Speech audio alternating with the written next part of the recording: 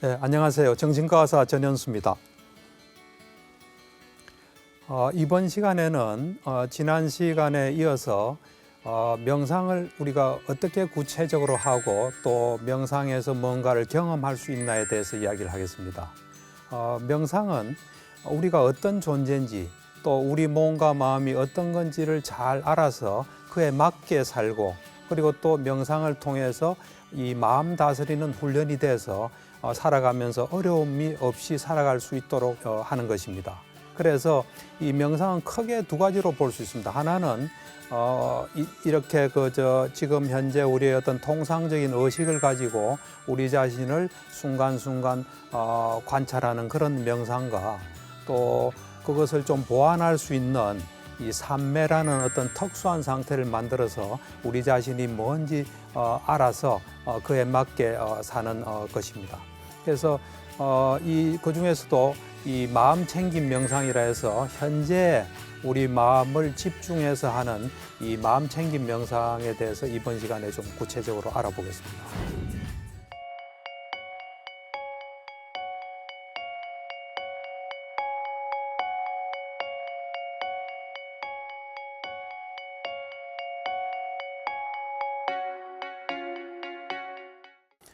마음 챙김 명상은 본질적으로 현재에 집중하는 것입니다. 현재의 우리 몸과 마음에서 일어난 현상을 놓치지 않고 정확하게 그것을 관찰하고 보는 것입니다. 예. 그래서 이 마음 챙김 명상은 크게 세 가지로 이루어져 있습니다. 하나는 좌선이라 해서 앉아서 하는 명상이 있습니다. 그리고 또 두 번째는 보행 명상이라고 해서 걸을 때 일어나는 현상을 하나하나 유심히 알면서 하는 명상이 있습니다. 그러니까 이 좌선과 보행 명상은 좀 시간을 따로 내서 어찌 보면 명상만을 위한 시간을 가지는 그런 명상입니다. 이제 그에 비해서 일상생활 명상은 일상생활을 하면서 명상을 같이 하는 것입니다.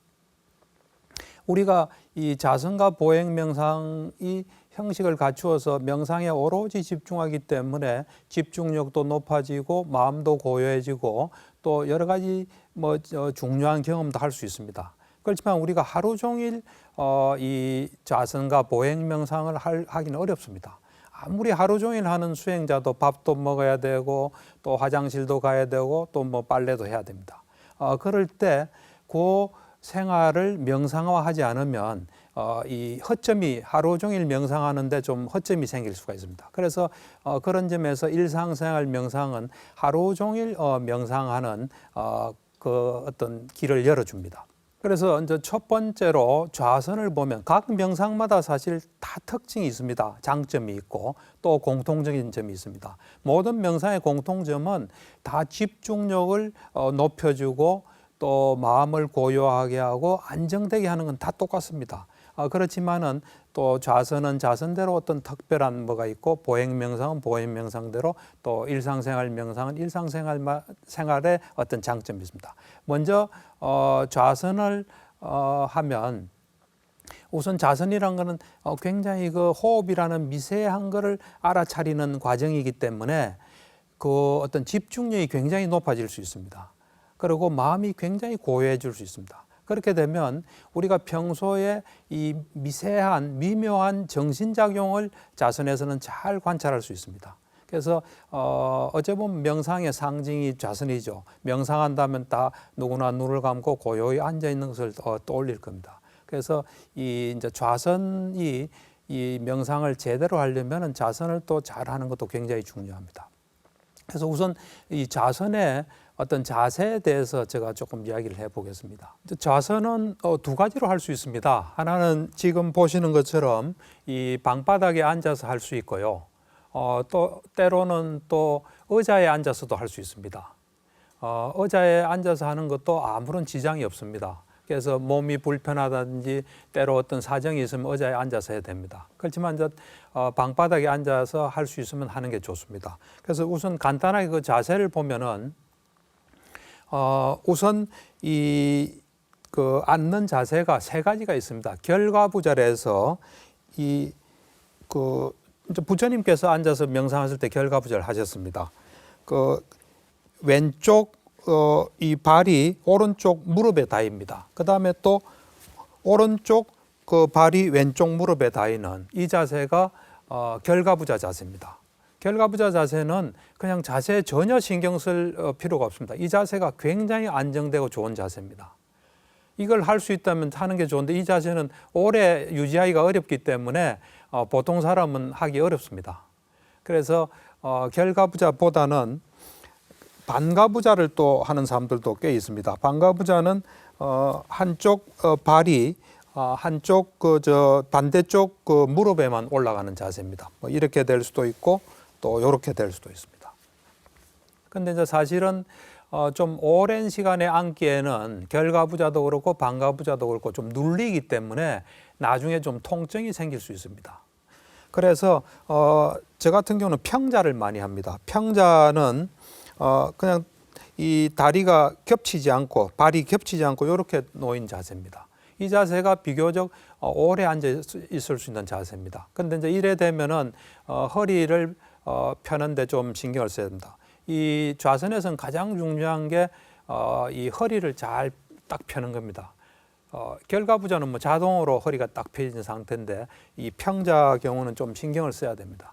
그래서 허리를 딱 이렇게 펴니다. 펴고 그다음 이제 손은 뭐 이렇게 하셔도 괜찮고 이렇게 하셔도 괜찮고 이렇게 하셔도 괜찮고 편하신 대로 이래 하면 됩니다. 그리고 눈은 감는 게 좋습니다. 이제 뭐 어떤 사람들은 반개한다고 하는데 눈은 감으시는 게 좋은 게 이 눈이란 것은 뭐 물체가 보이면 우리가 좌선을 하는 거 신경 안 씁니다. 그냥 그 물체 오로지 본분에 충실하기 위해서 물체에 가기 때문에 이 의식이 흩어질 수가 있습니다. 그래서 집중에 방해가 되면 눈을 감고 하시면 됩니다. 그래서 이제 처음 명상하신 분들은 눈을 감으면 졸리지 않을까 하는데 집중력이 높아지면 눈을 감아도 전혀 졸립지 않습니다. 사실 뭐 귀도 막으면 좋지만은 귀는 열려 있으니까 어쩔 수가 없습니다. 그래서 눈을 감고 이렇게 하는 자세가 좌선의 자세가 됩니다. 그래서 이제 좌선은 눈을 감고 앉아서 주로 호흡을 관찰합니다. 호흡 관찰할 때는 코에서 코 근처에서 숨이 들락날락하는 걸 볼 수도 있고요. 관찰할 수도 있고 또 우리가 숨을 들이쉬고 내쉬면 배가 들어오고 나가고 하게 됩니다. 그래서 배가 들어오고 나가고 하는 것을 관찰할 수도 있습니다. 이때 중요한 것은 호흡을 조절하는 건 좋지 않습니다. 뭐 심호흡을 한다든지 길게 내쉰다든지 하는 건 좋지 않습니다. 왜 좋지 않냐면은 그렇게 노력을 할 때는 우리가 이 관찰을 그때 하기가 좀 어렵습니다. 그래서 이 명상은 관찰이 가장 중요합니다. 우리 어떤 그 호흡은 자연스럽게 이루어지고 그 호흡을 관찰하는 게 중요한데 숨을 통제하기 위해서 조절하기 위해서 애를 쓰면은 그 순간에 관찰에 방해가 되기 때문에 되도록이면 어떤 숨이든지 자유롭게 쉬게 내버려 두고 그것을 관찰하는 것이 굉장히 중요합니다. 그리고 이제 호흡은 사실은 우리가 살아있는 사람은 계속 쉬기 때문에 그 호흡을 놓치지 않고 계속 본다면 우리는 계속 관찰하게 됩니다. 그러면서 이 호흡이라는 것은 미세한 거기 때문에 그 호흡에만 오로지 집중하게 되면 집중력이 굉장히 길러지고 우리는 그냥 호흡은 그냥 숨은 그냥 쉬는 모양이다 하는데 이 좌선을 하면서 숨을 잘 보면 숨에 실제로 일어나는 어떤 현상을 잘 보게 됩니다. 그러면서 실제를 있는 그대로 보는 그 훈련이 되고 그 훈련이 많이 되면 전에 시간에도 이야기했지만은 실제와 내 생각을 구별할 수 있습니다. 그리고 이제 오랫동안 일에 숨을 관찰해 보면은 숨이란 것은 항상 같이 쉬는 게 아닙니다. 조건에 따라 숨이 일어나게 됩니다. 그 조건은 인과의 법칙을 따르는 거죠. 그래서 특히 이런 그 삼매 수행을 많이 하게 되면은 숨이 고요해집니다. 그래서 앉아서 숨을 보면 언제나 고요한 미세한 호흡을 하게 됩니다. 그래서 어떤 숨이라도 그 당시에 인과의 법칙에 따라서 이래 쉬고 있다는 걸 알게 되고 분명한 사실을 그대로 잘 알게 됩니다. 좌선을 통해서 호흡을 잘 관찰해 보면 집중력도 높아지면서 마음이 고요해지면서 인과의 법칙도 확실히 알게 됩니다. 이런 것들이 나중에 우리한테 큰 힘이 됩니다. 우리의 괴로움을 해결하고 마음을 다스리는데 큰 힘입니다. 우리는 뭘 잘 모르기 때문에 엉뚱하게 생각하고 엉뚱한 반응을 하고 그 결과 우리에게 괴로움이 오는 경우가 많아집니다. 그래서 아까 제가 이 좌선을 하게 되면 정신의 미세한 현상을 잘 볼 수 있다 했지 않습니까? 예를 들면 우리가 사실은 생각을 많이 하면서 삽니다. 생각을 많이 하면서 사는데 사실은 생각 속에 살기 때문에 생각이 난 줄도 모르고 생각을 합니다. 근데 호흡을 잘 관찰하다 보면 호흡을 항상 보다가 호흡과는 성격에 다른 어떤 생각이 탁 나게 되면 이거는 호흡이 아니구나 하면서 대비가 되기 때문에 생각을 잘 알아차리게 됩니다. 그래서 생각이 일어난 걸 알고 또 사라지면 사라지는 거 또 생각의 속성을 잘 알게 됩니다. 사람들이 명상을 하고 난 뒤에 명상하니까 어떻습니까? 물어보면 대부분 이런 말을 많이 합니다. 내가 생각을 이렇게 많이 한 줄 몰랐습니다. 이런 이야기를 많이 합니다. 그러니까 평소에 사람들은 생각한 줄 모르고 생각하고 있었던 거죠. 또 어떤 사람은 심지어 이런 이야기를 합니다. 명상하라니까 생각이 많아졌다. 많아진 거 아닙니다. 그걸 알아차렸는데 많아졌다고 잘못 생각하는 겁니다. 어쨌든 우리가 생각을 많이 한다는 것을 명상을 통해서 안다는 것은 큰 소득입니다. 거기서부터 우리는 출발할 수가 있습니다. 그리고 이제 이 생각을 저도 사실은 생각은 제가 하는 줄 알았습니다. 이런 생각을 내가 해야지 해서 그런 생각을 하는 줄 아는데 2003년에 미얀마 명상센터에서 좌선을 하는데 그때 그 센터에서는 이제 그 호흡을 관찰할 때 배가 들어오고 나가고 하는 걸 관찰했습니다. 그 당시에 저는 배가 들어오고 나가고 하는 것에 온 그 노력을 기울였습니다. 그런데 그때 갑자기 생각이 탁 나서 제가 깜짝 놀랐습니다. 생각을 내가 지금까지 한 거는 이 배가 들어오고 나가고 하는 걸 관찰하는 노력을 했는데 내 노력과는 관계없이 생각이 일어난 걸 보고 내가 지금까지 생각을 잘못 생각했구나 하는 걸 알게 됐습니다. 그전에 생각은 내가 한 줄 알았습니다. 예를 들어서 우리가 어떤 생각을 내가 해야지 해서 그 결과 그 생각을 할 수 있다면 그건 우리가 한 생각입니다. 그런데 모든 생각은 자세히 보면은 조건에 따라 일어납니다. 그러니까 이 생각은 우리가 하는 게 아니라 우리가 한다면 우리가 어떤 노력을 하고 그 결과가 되면 그건 우리가 하는 거지만 그거하고 아무 관계없이 조건에 따라 일어난다는 걸 알게 됩니다. 여러분들이 지금 이 생각을 여러분들이 하는 게 아니라 조건에 따라 일어난다는 것을 간단히 알 수 있는 실험을 한번 해보겠습니다. 지금 TV를 보시는 분들이 눈을 잠시 감으시고 어떤 생각을 한번 해보십시오. 그러고는 빨리 생각이 되면 탁 멈추고 보세요. 그 생각 앞에 그 생각이 있었는지 보십시오. 지금 떠오른 생각 앞에 똑같은 생각이 앞에 있었는지를 보십시오. 없습니다. 그러면 제가 생각을 한번 해보라 할 때 어떤 생각이 떠올지 아무도 모릅니다.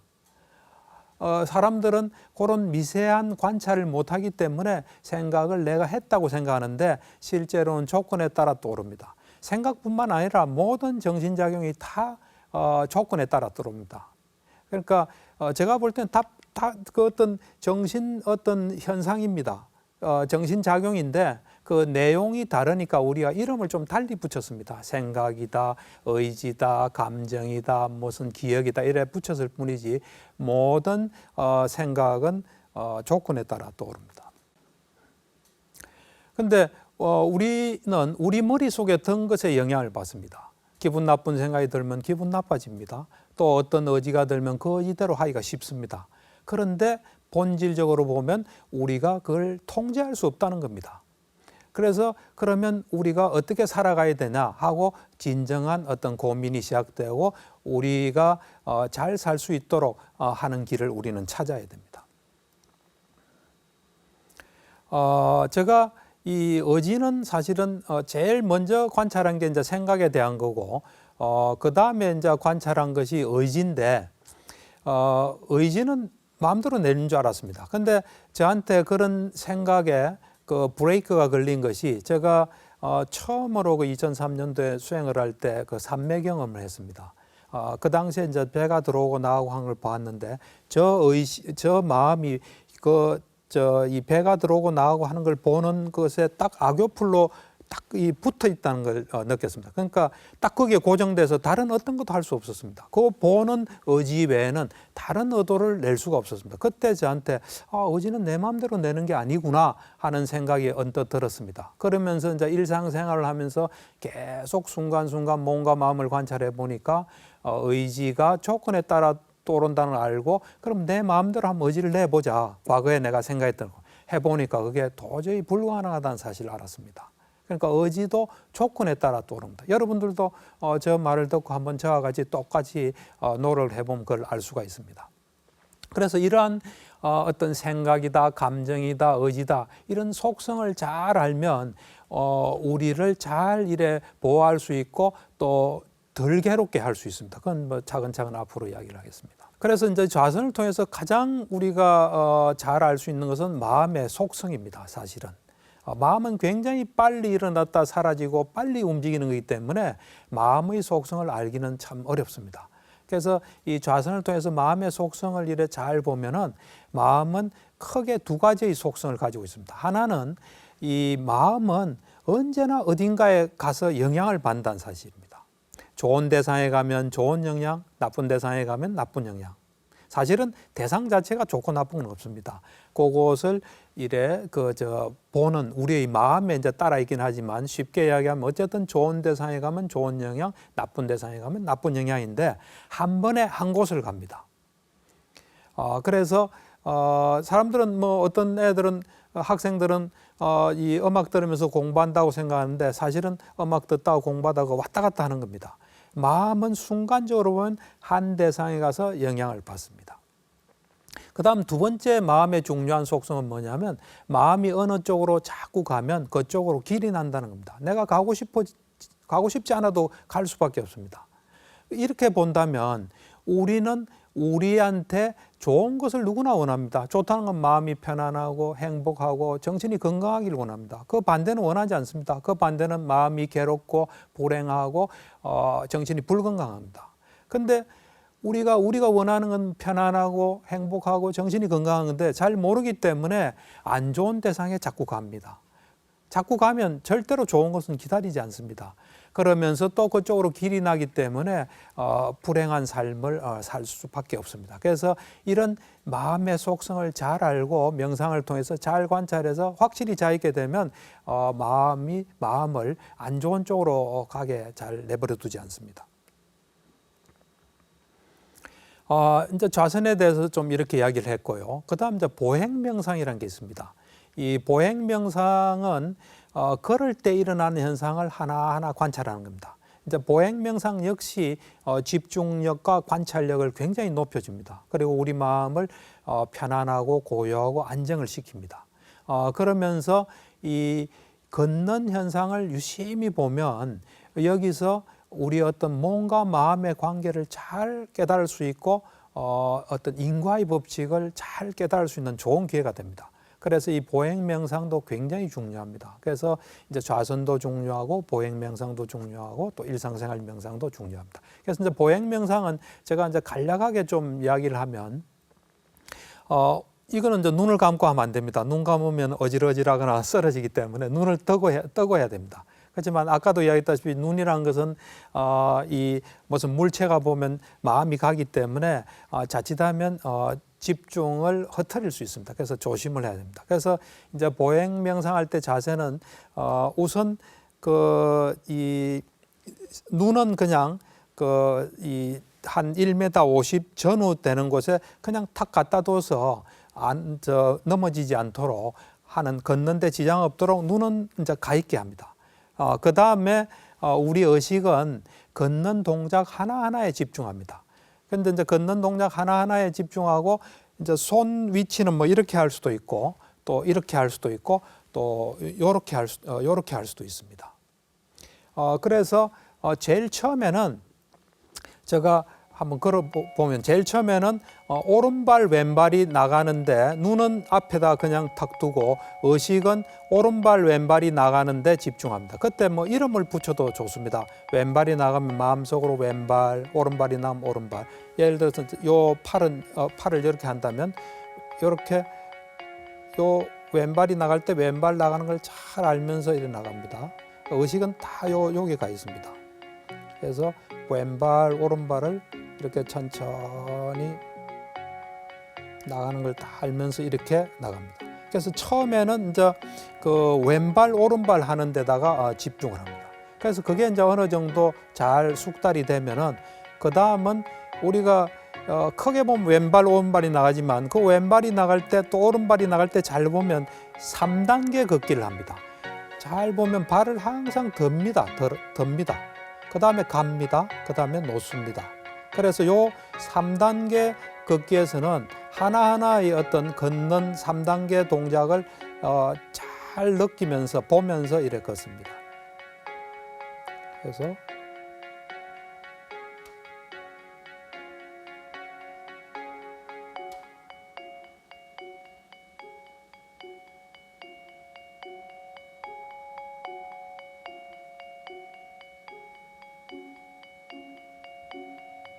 이렇게 이제 3단계 걷기가 이제 잘 숙달이 되면 맨 마지막으로 이제 이게 참 중요한 포인트입니다.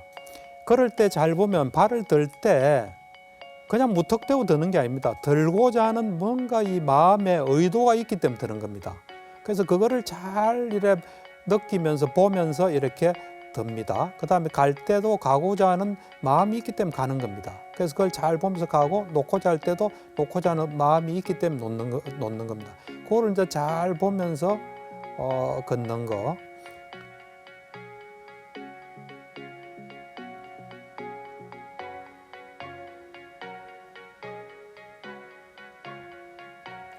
이것을 우리는 이제 의도를 챙기는 3단계 걷기를 합니다. 이렇게 시간을 따로 내서 이제 보통 만약에 1시간을 보행명상을 한다. 그럼 왼발, 오른발은 이제 숙달될 때는 숙달되기 전에는 왼발, 오른발을 한 반 정도 30분 하고 그 다음에 한 30분을 3단계 걷기를 합니다. 그게 이제 잘 숙달이 되면 이제 한 10분은 왼발, 오른발하고 나머지 한 20분은 3단계 걷기하고 그 다음엔 의도를 챙기는 3단계 걷기를 하는 게 좋습니다. 그래서 이걸 하는 과정에서는 이 몸과 마음과의 관계를 잘 알 수 있습니다. 그래서 어떻게 알 수 있냐면 아까도 제가 이야기했지 않습니까? 걸을 때 자세히 보면 걷고자 하는 의도가 있기 때문에 걷는 겁니다. 그래서 그 의도 없이는 절대로 움직일 수가 없습니다. 그래서 의도를 원인이라 본다면 이 몸이 움직이는 것은 결과입니다. 그래서 이거를 잘 보면 모든 것은 원인이 있고 결과가 있다는 걸 깨닫게 됩니다. 그래서 인과의 법칙을 잘 알 수 있는 게 이 보행명상이라고 생각할 수 있습니다. 그리고 몸과 마음과의 관계를 잘 알 수 있는 게 보행명상입니다. 그래서 명상센터에 있을 때 제가 의도만 내면 몸은 저절로 움직이는 그런 경험을 많이 했습니다. 합장을 해야지 하면 이렇게 쏙 움직입니다. 또 체면의 원리도 제가 이해하게 됐습니다. 체면도 내 이 팔이 가벼워져서 뜰 것이다는 의도를 내면 이게 올라가게 됩니다. 그래서 이제 잘 보면 몸이란 건 두 가지 중요한 속성입니다. 하나는 몸에는 조건에 따라서 생명활동이 왕성히 일어나고 있습니다. 그 생명활동은 중립적입니다. 뭐 좋고 나쁜 것도 아닙니다. 날씨하고 똑같습니다. 또 하나는 이 몸이란 거는 자루처럼 스스로는 움직이지 않습니다. 그러니까 내부적으로는 왕성한 생명활동하고 외부적으로는 움직이지 않습니다. 이제 이에 대해서 마음이 작용하게 됩니다. 마음은 이 두 가지로 작용하는데 하나는 이 생명활동에 대해서 반응을 하게 됩니다. 반응은 세 가지입니다. 긍정적, 부정적, 중립적 반응입니다. 그 결과 우리한테 영향을 줍니다. 마음의 반응 없이 우리한테 영향은 오지는 않습니다. 그 다음에 마음이 몸을 움직이기 때문에 마음이 중요하고 명상은 몸에 대한 게 아닙니다. 마음에 대한 겁니다. 그래서 좌선도 우리가 필요하면 의자에서 앉아서 할 수 있는 겁니다. 그 다음 이제 마지막으로 일상생활 명상을 보면 이 좌선과 보행 명상에서 많은 것을 우리가 경험하고 집중력도 높아지고 또 마음도 고요해지만 불가피하게 우리는 일상생활을 할 수밖에 없습니다. 그때 명상과 일상생활을 결합하면은 하루 종일 명상할 수 있고 순간순간 우리 마음을 다스릴 수가 있습니다. 그래서 괴로움 없이 사는 길이 열리고 하루 종일 우리가 처음에는 이 보통 좌선하면 좌선에서 어떤 이 정신작용의 어떤 속성 본질을 깨달으면 좌선에서만 이래 되고 일상생활 때는 안 되는 걸 압니다. 또 보행명상도 아까 제가 이야기할 때 들고 가고 놓고 또 의도가 들게 만들고 하는 이것이 보행명상할 때만 느껴지는 것 같지만 일상생활 해보면은 그런 것들이 똑같이 우리가 살아가는데 다 그대로 적용돼서 일어나고 있다는 걸 알고 하루 종일 몸과 마음의 속성을 알고 그에 따라 살 수가 있습니다. 그래서 이 중요한 좌선, 보행명상, 일상생활 명상이 적절하게 배분이 돼서 배분이 된다면 굉장히 좋습니다. 그래서 이제 우리가 일상생활하는 경우 따로 지금 시간을 낼 수 있으면 만약에 1시간을 낼 수 있다면 보행명상 30분 먼저 하고 좌선 그 다음 하는 게 좋습니다. 왜냐하면 보행명상이 비교적 움직임이 크기 때문에 집중이 잘 됩니다. 그걸 집중을 좀 어느 정도 하고 난 뒤에 그 다음에 좌선을 하는 게 좋습니다. 그래서 여러분들이 명심해야 될 게 좌선하고 보행명상 하는데 좌선으로 들어갈 때 그 고요하고 집중된 걸 연결해서 좌선으로 들어가고 또 좌선에서 나와서 일상생활로 나올 때 또 그 좌선의 상태를 연결할 수 있다 하도록 하는 것이 굉장히 중요합니다. 그래서 이제 마지막으로 이 마음 챙김 명상은 현재에 집중하는 겁니다. 그래서 현재 집중이 우리한테 참으로 필요하고 중요합니다. 그래서 앞에도 이야기했지만은 이 현재에 집중하게 되면 몸과 마음의 속성을 잘 알 수 있게 됩니다. 왜냐하면 몸과 마음은 다 보여주는데 우리가 안 보기 때문에 모르는 겁니다. 그래서 몸과 마음의 속성을 알게 되면 그에 맞는 노력을 할 수 있고 그리고 잘 보면 우리한테 가장 이득이 되고 도움이 되는 건 현재입니다. 그리고 과거 미래는 사실은 괴로움이나 시간 낭비가 되기가 쉽습니다. 그래서 마음을 항상 현재에 두는 노력을 하게 됩니다. 그래서 사실 명상을 생활하게 되면 괴로움이 없어집니다.